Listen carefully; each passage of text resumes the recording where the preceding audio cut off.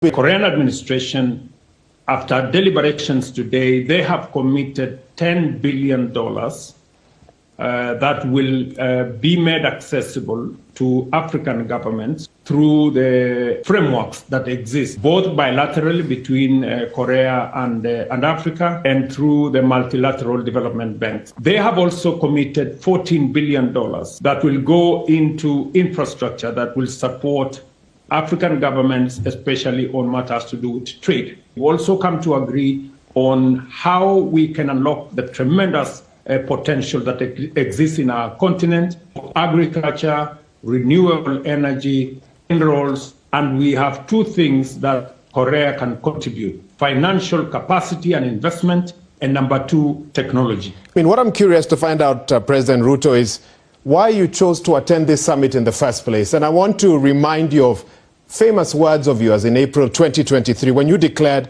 that you would no longer be summoned to attend these Africa summits. You deemed them as ineffective, merely photo opportunities for Africa's leaders. Why are you there? I can confirm to you that 54 African heads of state are not here. We are less than 20 who are here. We are very clear as to the agenda of what we go to discuss. This was not an opportunity for photo op. This was a serious engagement that we have had here with concrete outcomes of where we want to go. And the world is listening to us. You know, you were very clear last year when you said that why shouldn't the African Union be the one to represent the continent? The AU chairperson is in attendance, President Ruto. Couldn't he have passed across what Africa needs at this time, together with the respective ambassadors in South Korea? For your information, when I made that statement, there is a mechanism where, at the minimum, for there to be a representation of the Bureau of the African Union, there is a representation of at least 13 heads of state. So at the minimum, it's only the chair. It's not only the chair who can represent, it's the Bureau. In fact, one of the proposals we are making is that we are going to have every year an Africa Economic and Investment Summit, where we will be inviting countries like Korea, the United States, Germany, EU, and other countries to come and attend those meetings, the summits.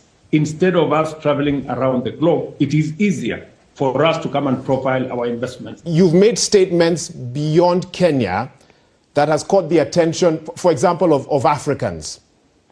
For example, the statement you made on the summit and why that needs to be engaged differently.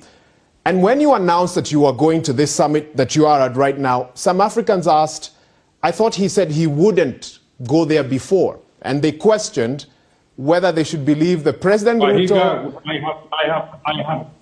I have answered that question 5 times.